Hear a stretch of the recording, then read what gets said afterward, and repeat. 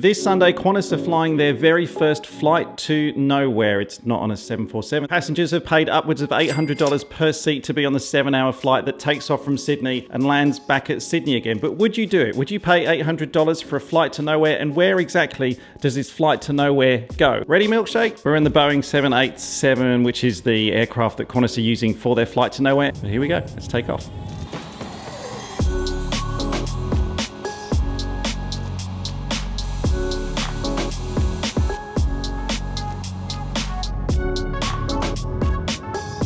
Now, if you're new to the channel, I am a pilot in real life, but I do not fly the 787 Dreamliner. Oh, milkshake, where are you going? If you do know more about the 787 Dreamliner than I clearly do, please forgive me for this video. I'm going to be sitting at 8,000 feet. I know that the flight to nowhere with Qantas is going to be a low-level flight, but things seem to be settled quite nicely. I've just put in a heading, a northerly heading. I've got us at 8,000 feet. And then as we leave Sydney behind us, the flight to nowhere is going to make its way up the coastline of Sydney. This will be probably the point where they're going to roll out a few snacks. So if you've got some snacks with you, now's a good time to have one, because the next stop will be Queensland.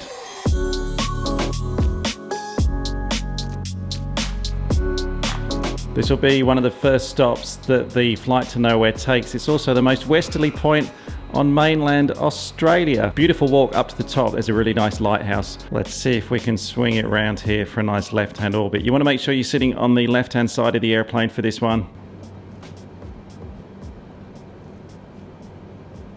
Well, they haven't seemed to have rendered the actual lighthouse on the point there on the headland, but definitely Byron Bay. But after Byron Bay, if you keep heading north, you're going to get to another very popular tourist destination here in Australia. Let's see if we can descend ourselves down here. You can see those skyscrapers in the distance. Pretty sure the 787 won't actually be going up Surfers Paradise on the Gold Coast at this level, but especially for you, and because this is the flight simulator, we can get a slightly different view of Surfers Paradise down here on the Gold Coast.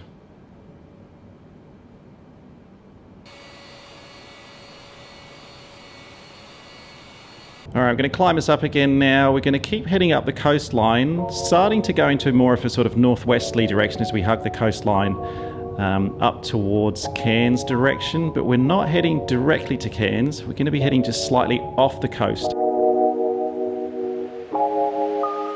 As we're making our way up the coast, if you are going to be doing this flight for real, the passengers on the Qantas flight to nowhere, as well as the flight experience itself, they'll also be getting, I wrote down a list here, they'll also be getting a pre-flight breakfast in the Sydney Domestic Business Lounge. Nice. There's an exclusive opportunity to participate in a live auction. Apparently they're auctioning off 787 and 747 memorabilia. Actually, just on that note, if you're into your 747 memorabilia, coming up on the channel next week, just a quick preview.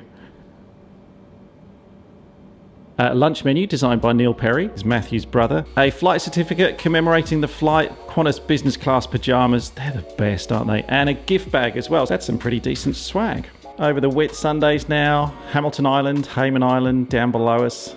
And once we've come off the coastline a little bit and making our way out to sea, the next stop on your tour is going to be, let's just get rid of the autopilot.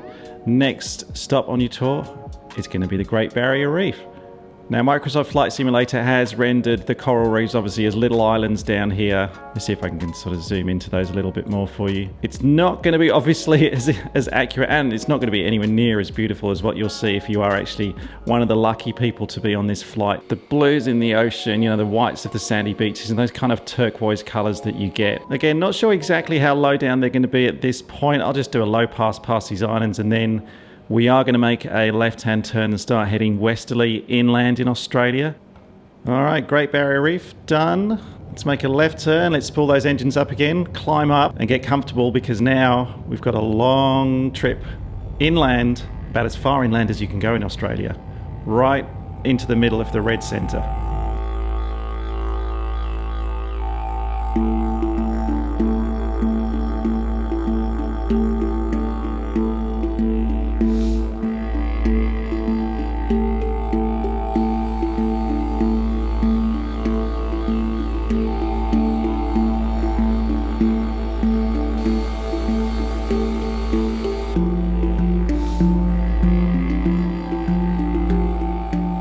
Some of my absolute favourite flying is through the Australian Outback. It's beautiful down here.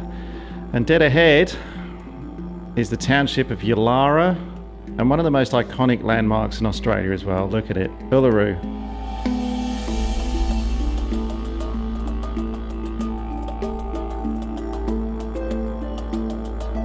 And as well as Uluru itself, there's another amazing formation down here in the national park called Qantas, and there is actually a predefined scenic flight that CASA have that you can do here if you go to, as it's known, Ayers Rock Airport. You can depart Ayers Rock Airport, fly around Uluru, fly over here to Qantas as well, and then head back to the airport. It's a brilliant scenic flight. If you are into your general aviation, you can fly in Australia. You have to add this to your bucket list of flights to do. But yeah, up ahead, the next stop on the flight to nowhere, Qantas.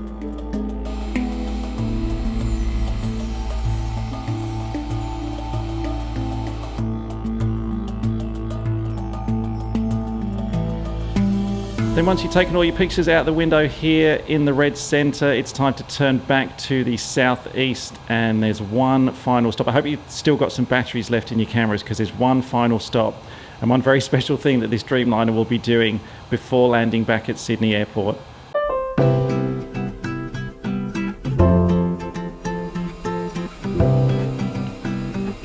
And as the sun starts to set, we're coming into Sydney for the final part of this flight to nowhere. It's interesting, that's Prospect Reservoir below us. Interesting that Singapore Airlines also had a flight to nowhere, but then they've cancelled it. They're not doing them anymore. There was a bit of feedback from the media and from public. People were saying that for environmental reasons, is it actually a good idea to do like a flight to nowhere? Really mixed reactions about that one. As someone who's really into their aviation, it's obviously hard to think that some people would be missing out on the flying experiences and the travel that they love to do and just being in an aircraft. I can understand that people miss that at the moment, but equally, of course, there is an environmental impact to every single flight that goes ahead. I'd be really keen to hear your thoughts in the comments below. What do you think about these flight to nowheres? It keeps people in work, keeps the industry moving, but yeah, of course, there is an environmental impact every time an aircraft takes off and lands. What do you think? Now, in Microsoft Flight Simulator, it's very early days with the software, and there are a few rendering issues still.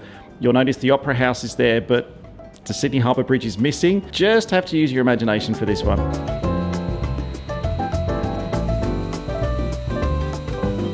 And then once again, just as a treat for all those people sitting on the left-hand side of the aircraft, that's Bondi Beach down there. But I should jump back into the cockpit and set us up for a landing back at Sydney Airport, which I've never done before in a Dreamliner, so this should be entertaining.